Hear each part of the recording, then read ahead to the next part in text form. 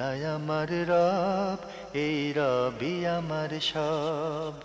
দামে দামে তন মনে তারি অনুভব। তোমার দুনিয়াতে আমি যেদিকে তাকাই, অথই নিয়ামতে ডুবে আছি সবাই। পাক পাখালির গানে শুনি তসবি কলো রব, তসবি কলো রব। আল্লাহ আমার রব, এই রবি আমার। আসসালামু আলাইকুম, আলহামদুলিল্লাহ, আসসালাতু ওয়াসসালামু আলা রাসূলিল্লাহ। প্রিয় দর্শক, আপনারা যারা দেশে আছেন প্রবাসে, সবাইকে জানাই অনেক অনেক প্রীতি ও শুভেচ্ছা। শুরু হলো অ্যান্টিবা আয়োজিত এবং লাভ হলো নিবেদিত অনুষ্ঠান আপনার জিজ্ঞাসা। আপনাদের সাথে আছি আমি জয়নুল আবেদিন আজাদ। আর আপনাদের মনে জাগা প্রশ্নের জিজ্ঞাসার জবাব দিচ্ছেন বিশিষ্ট আলেম ডক্টর মোহাম্মদ সাইফুল্লাহ। আসসালামু আলাইকুম ওরহমতুল্লাহি ওবারাকাতুহ। প্রিয় দর্শক, চলুন তাহলে জিজ্ঞাসার জগতে। শুরুতে একটি ইমেল পাঠিয়েছেন রিফাত আহমেদ মানিকগঞ্জ থেকে। লিখেছেন, নামাজের টুপি ছাড়া কি শীতের টুপি দিয়ে নামাজ পড়া যাবে? ধন্যবাদ, খুব চমৎকার প্রশ্ন করেছেন। শীতের সময় নামাজের কোনো টুপি আলাদা নেই যে নামাজের জন্য টুপি দিতে হবে। শীতের টুপি বা কান টুপি নামাজের মধ্যে যদি কেউ পড়তে পারেন, এতে নামাজ হয়ে যাবে। আমাদের কোনো কোনো বন্ধুকে এরকম দেখেছি, যখন নামাজে যাচ্ছি, যখন নামাজে যাই, বলো আমি তো নামাজ পড়তে পারবো না। তো অবাক, কী ব্যাপার? আমার তো টুপি নেই, আমার তো টুপি নেই, নামাজ পড়তে পারবো না। এই ধারণা কোত্থেকে, কীভাবে? না, নামাজের সাথে টুপির কোনো সম্পর্ক নেই। টুপি তো একটা পোশাক। তাহলে এটা ভুল ধারণা। জি, কখনো যদি টুপি না থাকে, তিনি টুপি ছাড়া নামাজ পড়তে পারবেন? অবশ্যই পারবেন। জি, আমরা জানলাম বিষয়টি সম্পর্কে। প্রিয় দর্শক, আরও লিখেছেন, নামাজে হাসাহাসি করলে নামাজ কি বাতিল হয়ে যাবে? নামাজে যদি কেউ ইচ্ছাকৃত হাসাহাসি করেন, তার সালাত বাতিল হয়ে যাবে। আমরা জানলাম বিষয়গুলি সম্পর্কে। প্রিয় দর্শক, আমাদের হাতে আরও একটি ইমেল পাঠিয়েছেন এক ভাই, নাম প্রকাশে অনিচ্ছুক। লিখেছেন, আপনারা কিছুদিন আগে একটি প্রশ্নের উত্তরে বলেছিলেন, অর্থ সম্পদ জমানোর হক আদায় না করলে তা পরবর্তী বংশধরদের জন্য ভয়ঙ্কর হতে পারে। এখানে জমানোর হক বলতে কি বোঝানো হয়েছে? অর্থ সম্পদ কেউ যদি জমা করেন, তাহলে এর অনেকগুলো হুকুক আছে। এক নম্বর হক হচ্ছে হাক্কুল জাকা, জাকাতের হক। অবশ্যই আপনাকে জাকাতের হক আদায় করতে হবে। ওয়াতু হাক্কাহু ইয়াওমা হাসাদে। আল্লাহ সুবহানাহু ওয়া তাআলা কোরআনে কারীমে ইরশাদ করেছেন যে তোমরা, এটি যদিও উৎপাদিত ফসলের ক্ষেত্রে বলা হয়েছে, যখন ফসল কর্তন করবে তখন তোমরা তার হক আদায় করে দাও। কিন্তু এটি জাকাতের ক্ষেত্রেও একই বিধান, একই বক্তব্য। ওয়াকিমুস সালাতা ওয়া আতুজ যাকাত, জাকাত আদায় করো। সুতরাং জাকাত এটা হক সম্পদের। যখন সম্পদ নেশাব পরিমাণ হয়ে যাবে এবং সম্পদের যেই জাকাত প্রযোজ্য হওয়ার জন্য যে শর্তগুলো রয়েছে, সেই শর্তগুলো যদি আপনার কাছে ফুলফিল হয়ে যায়, তাহলে অবশ্যই আপনি সেখান থেকে জাকাত আদায় করতে হবে। এটা 1 নম্বর পয়েন্ট। 2 নম্বর হচ্ছে সম্পদে হাক্কুল আইলাহ ও মান ইয়াউলু আলাইহি। যাদের ভরণ পোষণের দায়িত্ব আপনার উপর ওয়াজিব, তাদের হক রয়ে গিয়েছে। সন্তান সন্ততি, স্ত্রী, এরা যারা আছে, যাদেরকে আপনাকে ভরণ পোষণ দিতে হবে, আল্লাহ তাআলা বাধ্যতামূলক করে দিয়েছেন। ওয়া আলাল মাউলুদি লাহু রিজকুহুন্না ওয়া কিসওয়াতুহুন্না বিল মা'রুফ।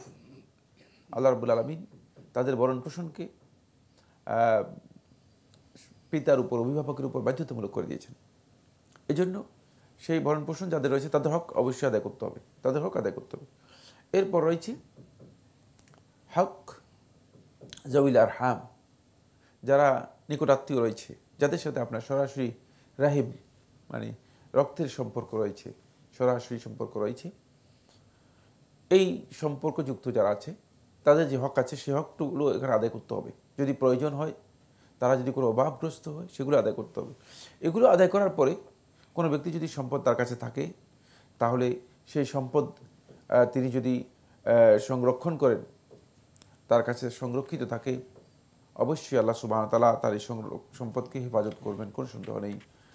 পরবর্তী বংশধরের জন্য হেফাজত করবেন, কারণ সম্পদ সে পরিচ্ছন্নভাবে আল্লাহর আনুগত্যের মাধ্যমে এই সম্পদ কী করেছে, সংরক্ষণ করেছে, একত্রিত করেছে।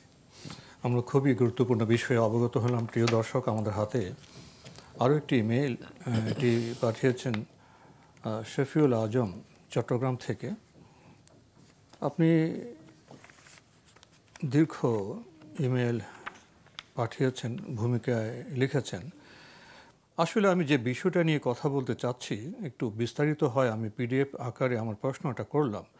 আসলে আমি বিষয়টা নিয়ে দ্বন্দ্বে আছি, তাই বিস্তারিত আকারে প্রশ্ন করা।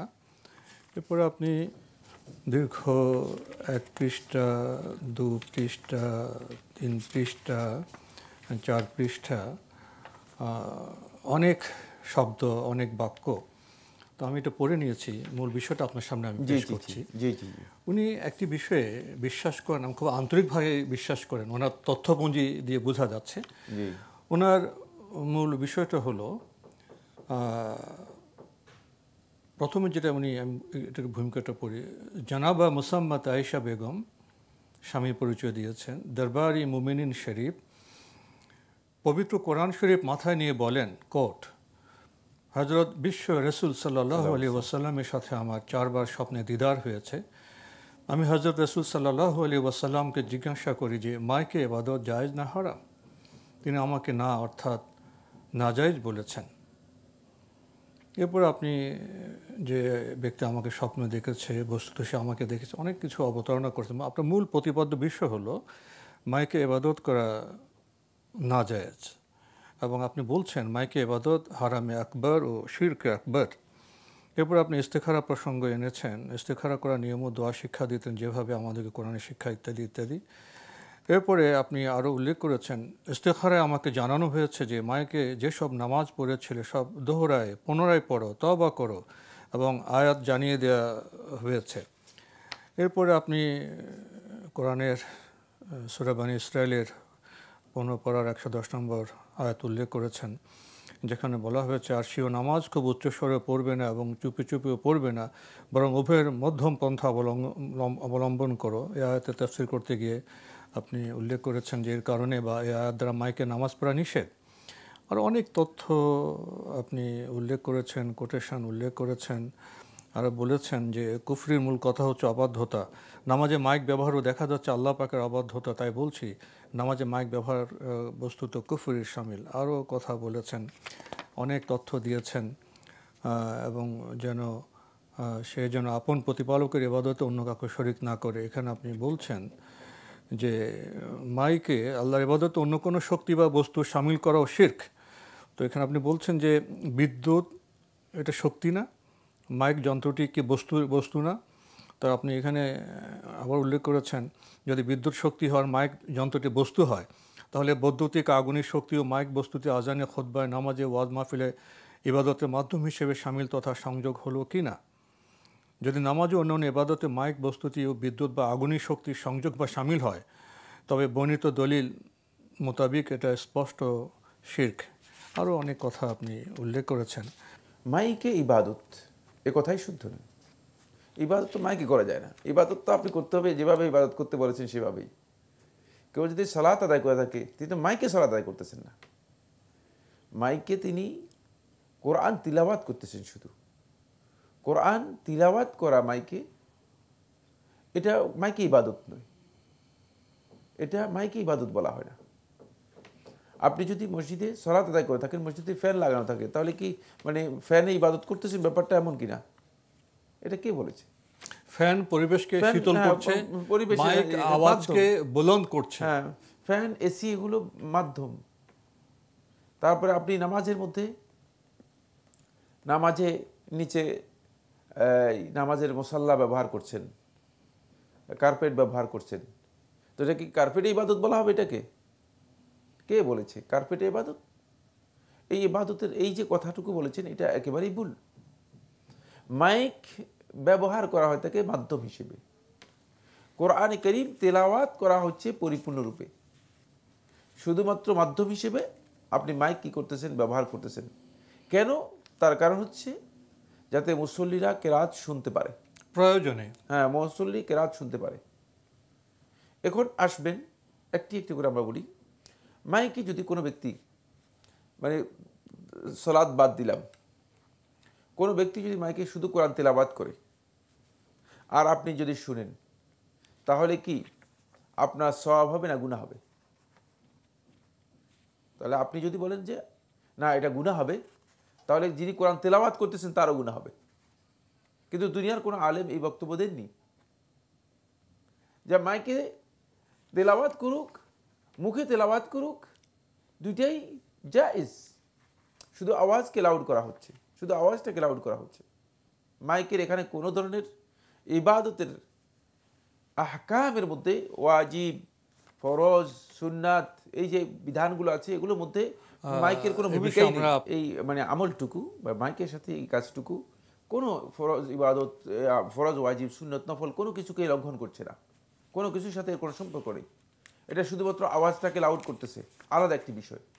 ইবাদতের কোনো অংশের সাথে এর কোনো সম্পৃক্ততা নেই।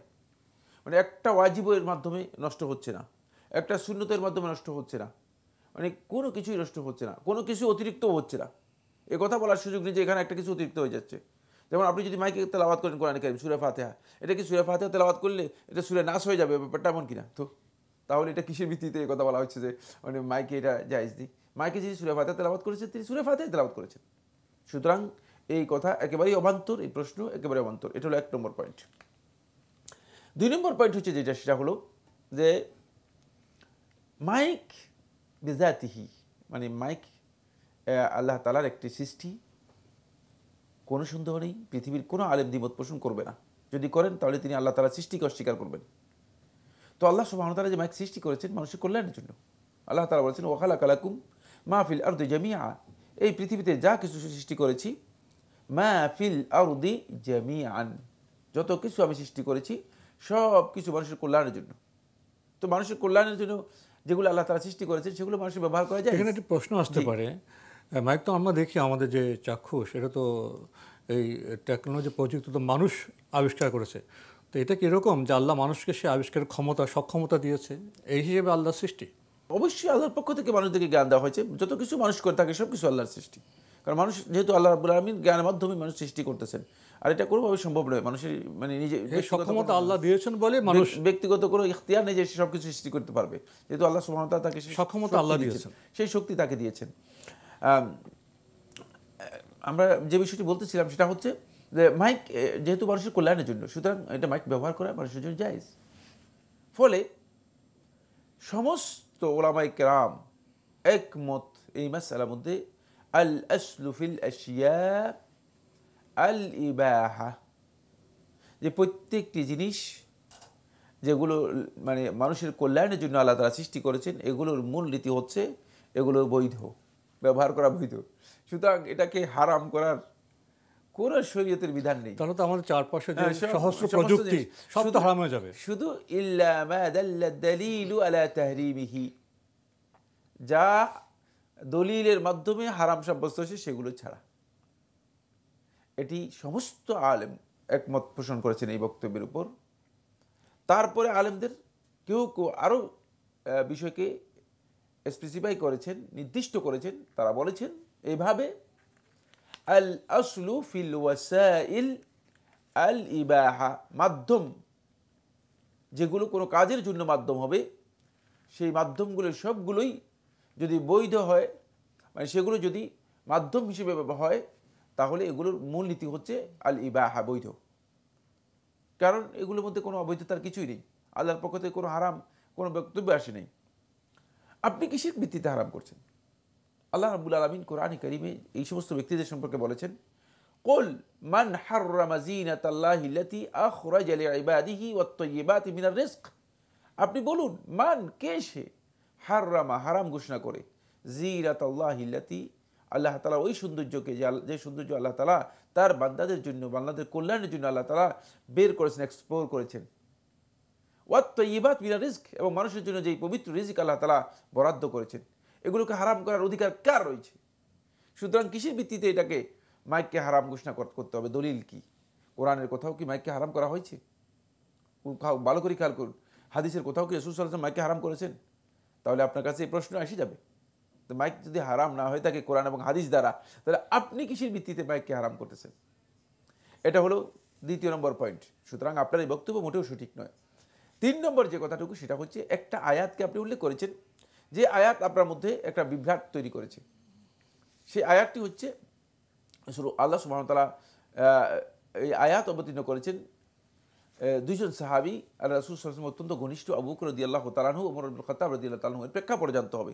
আয়াতের শান নুজুল না জেনে, আয়াত সম্পর্কে জ্ঞান না নিয়ে, আয়াত সম্পর্কে মানে বক্তব্য দেয়া, কমেন্ট করা, কমেন্টারি দেয়া এবং এর ব্যাখ্যা বিশ্লেষণ করা, এটাকে নিজের মন মতো মানে সেট করা, এগুলো হচ্ছে হারাম কাজ। এগুলো হচ্ছে আল্লাহ এবং তার রাসূলের নামে মিথ্যাচার।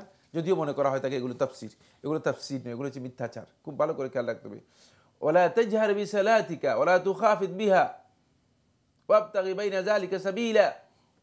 যে সালাতকে যখন তুমি সালাত আদায় করবে, এটাকে মানে আওয়াজ করবে না, এটা বলা হচ্ছে নফল সালাতের ক্ষেত্রে। কারণ সাহাবীর এই দুইজন সাহাবীর মধ্যে একজন মানে নফল সালাতকে একটু জোরে জোরে আওয়াজ করে পড়তেন, আরেকজন একেবারেই মানে আওয়াজ ছাড়া পড়তেন। এই জন্য আল্লাহর পক্ষ থেকে এখানে নফল সালাত, রাতের সালাতের ব্যাপারে বলা হচ্ছে, রাতের নফল সালাতের ব্যাপারে বলা হচ্ছে যে রাতের নফল সালাতের ব্যাপারে নির্দেশনা হচ্ছে এটা যে এখানে মানে এর মধ্যে মধ্যম পন্থা অবলম্বন করতে হবে। অনেক বেশি কি করা যাবে না, বাড়া যাবে মনে মনেও না, জোরে আওয়াজও না, মধ্যম পন্থা। আরেকটি খেয়াল রাখতে হবে, সেই বিষয়টি হচ্ছে এটা খেতাব করা হচ্ছে সরাসরি রাসূলুল্লাহ সাল্লাল্লাহু আলাইহি ওয়াসাল্লামকে। বুঝা যাচ্ছে যে এটা ব্যক্তিগত ব্যাপারে বলা হচ্ছে, জামাতের সালাতের ব্যাপারে বলা হয়নি। জামাতের সালাত এবং আজান যেগুলো জামাতের সাথে জড়িত, এগুলোর ক্ষেত্রে ইসলামী শরীয়তের নির্দেশনা হচ্ছে এগুলোকে বুলন্দ করা, আওয়াজ উঁচু করা, মানুষকে জানাতে হবে, এগুলো আওয়াজ উঁচু করা। এই জন্য আজানের আওয়াজ উঁচু করতে হবে।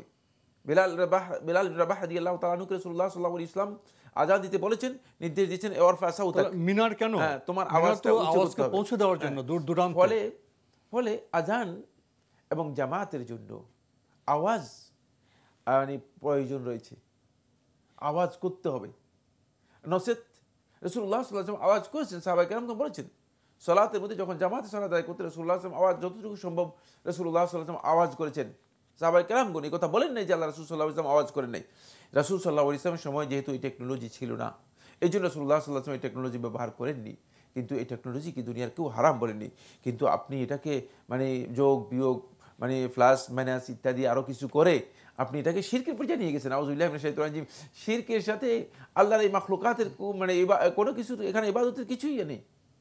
কারণ সর্বোচ্চ যেটা বলতে পারেন সেটা হচ্ছে, সর্বোচ্চ যদি বলতে পারেন যে আপনি বলতে মাইক ব্যবহার করা জায়েজ নেই, হারামও বলতে পারবেন না, কারণ হারামের দলিল লাগবে। আপনি হয়তো বলতে পারেন যে মাইক ব্যবহার করা জায়েজ নেই সালাতের মধ্যে, যদি সর্বোচ্চ বলতে পারেন। কিন্তু সেটা বলার অধিকার নেই, যেহেতু আমরা অনেকগুলো দলিল দিয়েছি যে দুনিয়ার কোনো আলেম, সত্যিকার আহলে ইলম যারা রয়েছেন, তারা কেউ মাইক ব্যবহার করাকে হারাম বলেছেন এটা সঠিক নয়। কারণ হচ্ছে মাইক এটা উপাদান, এটা মাধ্যম, ওয়াসাইল, এর মাধ্যমে শুধুমাত্র আওয়াজকে লাউড করা হয় থাকে, অতিরিক্ত কিছুই মাইকের মাধ্যমে করা হয় না। সুতরাং এই ইবাদতের মাইকের মাধ্যমে ইবাদত করা এই বক্তব্যও সঠিক নয়। আর মাইককে হারাম ফতোয়া দেওয়া এটাও সঠিক নয়। আর মাইকে যদি কেউ সালাত আদায় করে থাকে তার শিরক হবে, এই কথা একেবারেই অবান্তর। বরং ইসলামের মধ্যে এই ধরনের কথা সত্যিকার অর্থে অত্যন্ত নিন্দিত এবং ঘৃণিত বক্তব্য। কারণ কোরআন এবং হাদিস ছাড়া আন্দাজের উপর শিরক এবং হারামের মতো ভয়াবহ অপরাধকে ইসলামের নামে চালু করে দেয়া, এটার কোনো ভিত্তি নেই। অবশ্যই আপনাকে এর জন্য দলিল দিতে হবে। দলিল ছাড়া এই ধরনের বক্তব্য দেওয়া মোটেও উচিত নয়। প্রিয় দর্শক, বিষয়টি সম্পর্কে আমরা জানলাম। আমাদের হাতে আরও একটি ইমেল পাঠিয়েছেন মঞ্জুরা সরকার। লিখেছেন, একবার সফররত অবস্থায় ফজরের নামাজ পড়ার জন্য আমি বাস থামাতে বলি। তারা একটা মসজিদে থামায়। মসজিদে গিয়ে দেখি অনেক পুরুষ সেখানে, মহিলাদের কোনো ব্যবস্থা নেই। লোকজন কমে আসলে আমি অজু করে নেই। আমি নামাজ পড়া শুরু করার একটু পরে জামাতও শুরু হয়ে যায়। আমি মসজিদে বারান্দায় আমার মতো কাসর নামাজ পড়ে চলে আসি।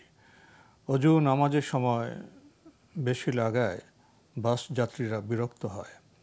এখন আমার প্রশ্ন হলো, আমি নামাজ পড়ার জন্য যা কিছু করেছি তা কি ভুল হয়েছে? আমার কি বাসি নামাজ পড়ে নেওয়া উচিত ছিল? কোনো সন্দেহ নেই, যদি কেউ সফরে থাকেন তার উচিত হচ্ছে সেক্ষেত্রে সতর্কতা অবলম্বন করা, জেনে নেওয়া যে কতক্ষণের জন্য তাকে এখানে কি দেওয়া হচ্ছে, বাস বিরতি দেওয়া হচ্ছে। বিরতি ঠিক ওই সময়ের মধ্যে আসাই হচ্ছে তার জন্য তিনি বাধ্যতামূলক আসবেনই, ওই সময়ের মধ্যে আসা তার জন্য বাধ্যতামূলক। সুতরাং আপনি যদি আপনার সময়ের মধ্যে আসেন তাহলে আপনার এই কাজটি ভুল হয়নি। কিন্তু যদি আপনি সময় নষ্ট করে, মানে বাস যেহেতু এখানে যাত্রীরা রয়েছেন, বিভিন্ন জায়গায় তারা যাবেন, তাদের অন্যান্য কাজ আছে, সুতরাং তাদের আপনি যে ক্ষতি করেছেন, এটা কাজটা আপনার জন্য শুদ্ধ হয়নি। খেয়াল রাখতে হবে যে আপনার এই কাজটা শুদ্ধ হয়নি। 2 রাকাত সালাত আদায় করাটা, এটা বাসে যদি মানে অনুমতি দেয়, এটা খুব কঠিন বিষয় না, এটা সর্বোচ্চ 3-4 মিনিটের বিষয় হতে পারে। কিন্তু সেক্ষেত্রে আপনি যদি 25 মিনিট সময় নষ্ট করেন এবং অন্যান্য যাত্রীদের, তাহলে অবশ্যই আপনার কাজটি ভুল হয়েছে, কোনো সন্দেহ নেই। বাকি আরেকটি মাসআলা এখানে আপনি যুক্ত করেছেন, সেটা হচ্ছে বাসে সালাত আদায় করার বিষয়টি। না, আপনি বাসে সালাত আদায় করবেন না। সেক্ষেত্রে আপনাকে সালাতের বিধান সম্পর্কে আরও বিস্তারিত জ্ঞান নিতে হবে। খেয়াল রাখতে হবে যে আপনি কোন প্রকারের সালাত আদায় করছেন। মানে এই ধরনের সালাত আদায়ের ক্ষেত্রে কসর, জমা, এই বিধানগুলো সম্পর্কে যদি জ্ঞান নেন, সফরে এগুলোর অবস্থা কী, তাহলে আপনি বুঝতে পারবেন যে আপনার এই সালাতটা সেখানে আদায় না করে পরবর্তীতে আদায় করতে পারতেন কিনা, অথবা আগে আদায় করতে পারতেন কিনা।